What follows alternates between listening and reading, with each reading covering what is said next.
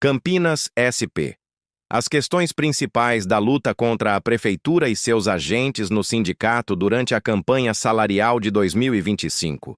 Uma reflexão sobre as questões do índice salarial, das pautas ignoradas, da ameaça ao bônus da educação e do local da Assembleia, para fazer avançar nosso movimento.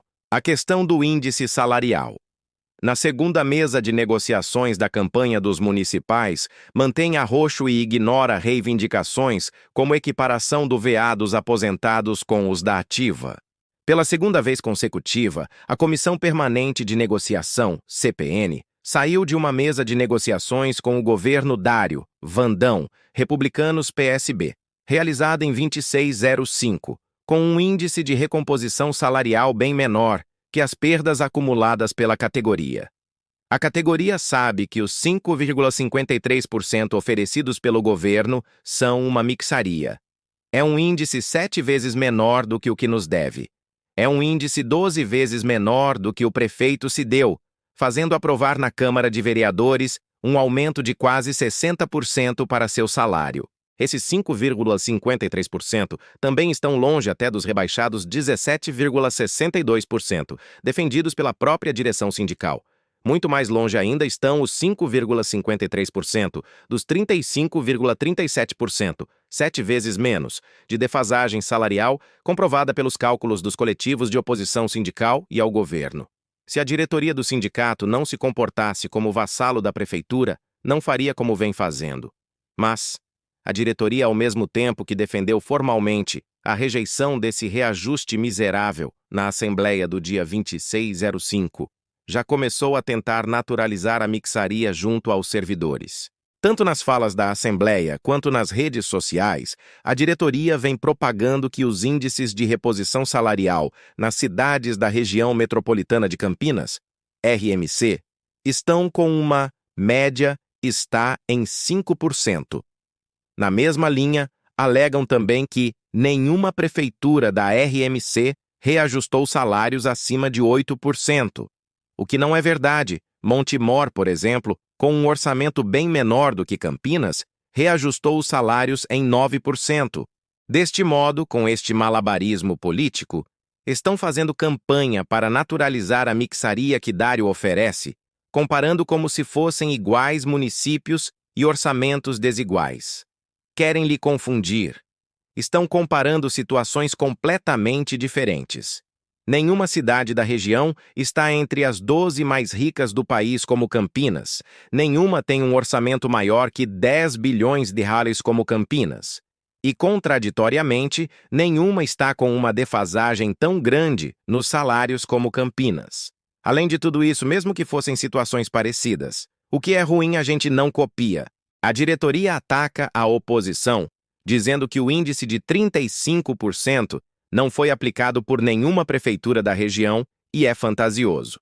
Trata-se de um realismo que passa o pano das prefeituras comandadas pelas oligarquias regionais, sobretudo as de direita, como a de Nunes, em São Paulo, e Dário, em Campinas. E fantasioso é achar que dá para o funcionalismo manter suas condições de vida com tamanho e crescente arroxo salarial. Fantasia é a que veste a diretoria que se diz representante da categoria quando, na verdade, representa a administração municipal de direita. Percebe-se um antipetismo e anticutismo doentio por parte da direção sindical. Denunciam que em prefeituras administradas pelo PT, o aumento não foi maior do que o Dário está oferecendo. Sendo isso verdade, estão erradas as administrações petistas que se rebaixam à política de arroxo da direita. Todavia, isso de modo algum justifica a política de a média está em 5%, para preparar o espírito da categoria para aceitar mais uma vez que Dário nos pague uma mixaria. Esse antipetismo e anticutismo da diretoria também confirma o que todo mundo já desconfiava ou sabia. A diretoria do STMC apoia também eleitoralmente ao bloco de poder de Dário Vandrão bolsonaristas encastelados na prefeitura de Campinas. Uma vergonha e uma traição também no terreno político partidário para quem se diz representante dos trabalhadores. Esses 15 anos onde predominaram as derrotas da categoria sobre as vitórias, coincide com a atuação da atual direção sindical e, portanto, é sua responsabilidade, para não dizer cumplicidade com as perdas. Pautas ignoradas. Equiparação do auxílio nutricional das aposentadas com o Vale Alimentação. Municipalização dos setores e trabalhadores terceirizados. Atualização do Plano de Cargos, Carreiras e Vencimentos, PCCV. As principais pautas aprovadas na primeira Assembleia da Campanha Salarial não se resumiam ao Índice de Recomposição Salarial. Outras bandeiras de luta, como o auxílio nutricional para aposentados, equiparado ao Vale Alimentação dos servidores ativos, a melhoria das condições de trabalho e a municipalização dos setores terceirizados, com fim das privatizações, seguem sem resposta, mantendo cuidadoras terceirizadas recebendo menos de um salário mínimo mensal. O mesmo reajuste de 7,81% oferecido pela Prefeitura ao Vale Alimentação, VA, foi proposto para o Vale Nutricional dos Aposentados, atualmente fixado em R$ 300. Esse benefício é concedido apenas a aposentados e pensionistas do Camprev, cujos rendimentos não ultrapassem 3 vezes o piso salarial da Prefeitura, R$ 6.036,51. As condições de trabalho de uma das maiores categorias de Campinas estão cada vez mais precarizadas e sucateadas, estratégia típica de governos neoliberais para justificar terceirizações e privatizações, transferindo recursos públicos para o setor privado. Outros mecanismos de valorização da categoria, como a atualização do Plano de Cargos, Carreiras e Vencimentos, PCCV, as progressões salariais por desempenho e o bônus da educação também vêm sendo usados como moeda de troca nesta campanha. Não se pode aceitar que direitos conquistados sejam substituídos por outros, que continuem a chantagem e o desrespeito habitual com os trabalhadores responsáveis por atender ao conjunto da população trabalhadora. A ameaça ao bônus da educação. O bônus da educação vem sendo usado pelos servidores desse que é o mais numeroso setor de funcionários da Prefeitura, como um recurso para a enorme defasagem salarial que sofremos, para pagar os débitos acumulados devido à queda do padrão de vida. O bônus deveria ser incorporado ao salário e às aposentadorias, mas não é. Cada vez mais importante no final do ano para um salário cada vez menor, vem sendo usado pela Prefeitura para chantagear os servidores da educação a trabalhar de qualquer jeito, sem condições de saúde, se autoexplorando mais.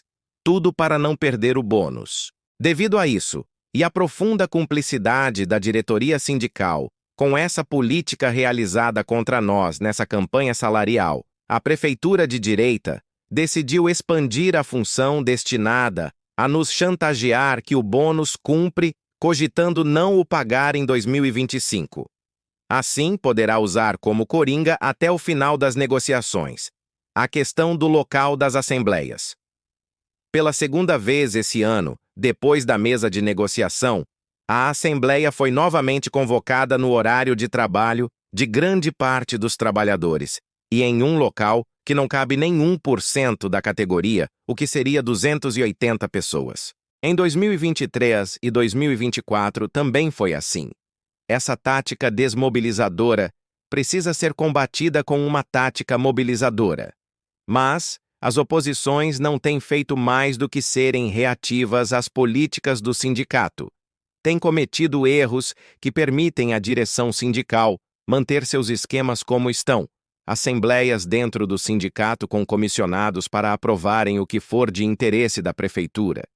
Já deveria ter ficado claro para as oposições que não basta chamar algumas dezenas de pessoas para o paço e de lá protestar na porta do sindicato, como foi feito nos últimos 2 anos. É preciso das oposições uma ampla convocação e a mobilização organizada da base em massa para participar das assembleias no próprio sindicato, entrar e derrotar os pelegos e os comissionados de Dário em número e na luta sindical. Mas últimas assembleias têm reunido menos de 200 pessoas, ou seja, falta muita gente ainda para ser mobilizada e organizada para as lutas. Será que simplesmente reivindicar assembleias no passo tem sido suficiente para trazer de volta as lutas quem se desmobilizou, inclusive e principalmente por culpa dessa diretoria sindical? O principal argumento para que as assembleias retornem ao paço municipal deve ser a lotação do sindicato, impossibilitando objetivamente que sejam realizadas lá. Será a força da presença massiva dos servidores e servidoras, principalmente os da ativa, que conduzirá o processo de modo que não haja outra opção que não retornar ao local histórico de manifestação e de tomada de decisões sobre a luta sindical. Para isso, um forte e organizado trabalho de mobilização das bases deve ser dirigido pelas oposições, para que o real tamanho da força da nossa categoria não possa mais ser contido nem pelas paredes e nem pela política da direção sindical. Por fim, organize seu local de trabalho. Sindicalize-se. Emancipação do trabalho.